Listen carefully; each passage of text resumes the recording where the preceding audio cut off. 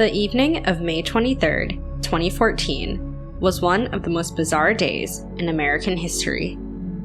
Elliott Oliver Robertson Rodger brutally murdered 6 people, including students, and injured 14 others in Isla Vista, California. Elliott, who was just 22 at the time, drove through Isla Vista, shooting and wounding several pedestrians from his BMW and vehicle ramming several others. The English-American, former college student, had vowed to randomly shoot at women in a manifesto published on his blog and YouTube channel because they were not making advances on him. Elliott was a misogynist. He wasn't bad-looking. However, his personality was narcissistic, controlling, and spoiled. Elliott would cry whenever something didn't go his way, and got angry because some girls didn't say anything to him or tried to date him. In his 148 pages of writing, Elliott never mentioned that he asked a girl out. He just assumed that they didn't like him. Even though he surely appeared like the type of guy to pull lots of women, he instead chose to become a bitter person who took rejection to a new level. It's simple to say that in the end, Elliott became what he wanted, a lady killer. However, in an ironic twist of events, he ended up mostly wounding and killing men during his rampage. So why did the authorities fail to investigate Elliott despite posting his bizarre plans on his blog and YouTube channel until he actualized them? Why would a young man with most of the things he desired in life turn into a beast overnight? What was Elliott's therapist doing the whole time before the murder? Or was it just that his Hollywood parents didn't provide the right care for him?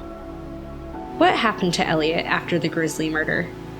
We'll unravel everything here, but before we dig in, please kindly subscribe and turn on the notification bell for more in-depth true crime sagas. Elliott was born on July 24, 1991, in London, England. At the age of 5, he moved to America with his parents before they divorced. Elliott's father, Peter Rodger, is a renowned British filmmaker, and his paternal grandfather, George Rodger, was a photojournalist. His mother is a Malaysian and Chinese research assistant for a film company. As you can see, the young man was from a well-to-do family, and his needs could be easily cared for. Before Elliott's parents divorced, his younger sister was born, making him the oldest of 2 children in a harmonious family. Elliott attended Crespi High School, an all-boys Catholic school in Los Angeles. He then attended Independence Continuation High School in Lake Balboa, where he would graduate from in 2009, and he eventually moved to Barbara City College in 2011. Following that, he resided in Isla Vista, where he planned and carried out the horrendous killings of 2014. If you're one of the people eager to know if Elliott ever had a therapist, or want to know what his therapist was doing the whole time, keep listening. According to Rodger's family attorney and a close friend, Elliott, since he was 8 years old, had visited multiple therapists. However, in all the visitations, the attorney revealed that Elliott had never been formally diagnosed with any mental illness. In 2007, he was diagnosed with a pervasive developmental disorder not otherwise specified and autism spectrum disorder. Elliott was severely bullied by the 9th grade students at Taft High School in Woodland. He would cry and write in his journal about how they made him cry by himself. In one incident at Crespi High School, the all-boys Catholic school in Los Angeles, his head was taped to a desk while asleep. As a result, Elliott's father withdrew him from the school after only a week of attending. At this time, the teen found solace in gaming and developed an obsession with the World of Warcraft, a multiplayer online game which dominated his life for most of his teenage years and briefly into his 20s. Elliott also had a YouTube account and a blog titled Elliot Rodger's Official Blog, through which he expressed loneliness and rejection. For example, in 2012, he wrote, The one friend I had in the whole world who truly understood me said he didn't want to be friends anymore. He also revealed in his blog that he had been prescribed risperidone but refused to take it. His reasoning was that the medication was potentially inappropriate. After researching this medication, I found that it was the absolute wrong thing for me to take, Elliot said. It was reported that after Elliot turned 18, he stopped taking his mental health seriously. He rejected mental care and lived in isolation.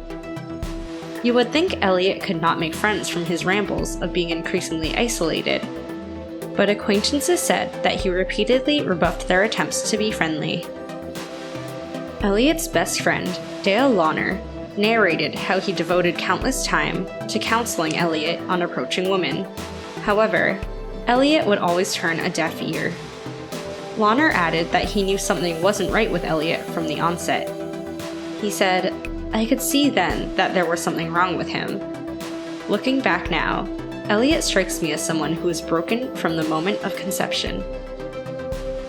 If we review Elliot's manifestos, we can see that he claimed in 2011 to have thrown coffee on a couple that he was jealous of and splashed coffee on 2 other girls for not smiling at him.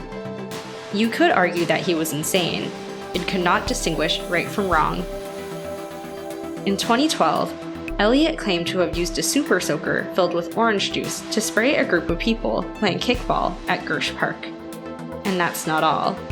In one of his posts, Elliot wrote that after being mocked at a party, he tried but failed to shove some girls over a 10-foot ledge. Instead, other boys pushed him over and his ankle was injured. When I went back for my sunglasses, I was again mocked and beaten. A neighbor saw me come home crying and vowing to kill the men involved and then myself, Elliot wrote in his manifesto. He also noted that this incident was the final trigger for the Isla Vista attack. Elliot's parents, becoming increasingly alarmed about their son's erratic behavior, cryptic blog posts, and YouTube videos, contacted the police on April 30th.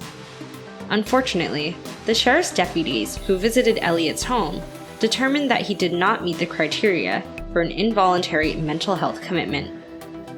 They left when Elliot had told them he had a misunderstanding with his parents and nothing more. Months later, Elliot allegedly emailed his 107,000-word manifesto titled My Twisted World, The Story of Elliot Rodger, to about 34 people, including his parents, former teachers, childhood friends, and therapist, Charles Sophie.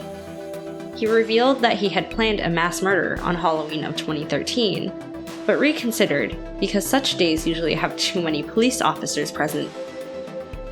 Elliot, in his last YouTube video, planned his murderous rampage as a day of retribution and said he had no choice but to exact revenge on the society that had denied him sex and love. He described himself as the ideal, magnificent gentleman and could not comprehend why women would not want to have sex with him. Thus, he vowed to unleash terror on them. From September to November 2012, Elliot constantly visited a shooting range to practice firing handguns for his planned attack. In early 2013, he improved his shooting skill and added 2 additional handguns, a Sig Sauer and P226 pistols, which he purchased legally in Oxnard and Burbank, California. Now, you may be thinking, how could someone who should be on record as clearly disturbed be able to obtain any form of weapon? Gun law experts in California disclosed that there was nothing in Elliot Rodger's known history that prevented him from making legal firearm purchases. On the evening of May 23, 2014, Elliot began his attacks. He began at his apartment on Seville Road, where he stabbed to death 3 young men, Cheng Yuan Hong, 20, whom he previously accused of stealing his belongings, Wei Han Wang, 20, and George Chen, 19. According to an apartment lease, 2 of the 3 victims were confirmed to be Elliot's roommates. After the multiple stabbings, Elliot settled for coffee at a coffee shop. Then he entered his car, uploaded his retribution video, and sent his manifesto via email. After receiving a copy of the manifesto, Elliot's therapist phoned his mother, who quickly contacted Elliot's father. His parents together then contacted the Isla Vista police, but Elliot had driven to the Alpha Phi sorority house at Embarcadero del Norte and Segovia Road near UCSB, where he knocked on the front door for a few minutes, then began shooting people nearby. He shot and killed Catherine Cooper, 22, and Veronica Weiss, 19, members of another sorority, and injured another outside the Alpha Phi house. He began driving through Isla Vista, shooting and wounding several pedestrians from the vehicle, and striking several others with his BMW. As he traveled around, firing at random from his car, he engaged in gunfire with police and was injured in the hip. After his car crashed into another parked vehicle, he was found dead inside with self-inflicted gunshot wounds to the head. Elliot Rodgers injured 14 people, 7 by gunfire and 7 by car, and killed 7, 3 by stabbing and 4 by gunfire, including himself. Imagine what could have happened if Elliot had been allowed into the largest sorority house on campus and conducted his mass shooting there. Fortunately, he wasn't able to get the door open. What do you think about the case of Elliot Rodger? Let us know in the comment section below. Please also don't forget to check out the other true crime stories popping out right now on the left and right sides of your screen. As always, thank you for watching, and we'll see you in the next one.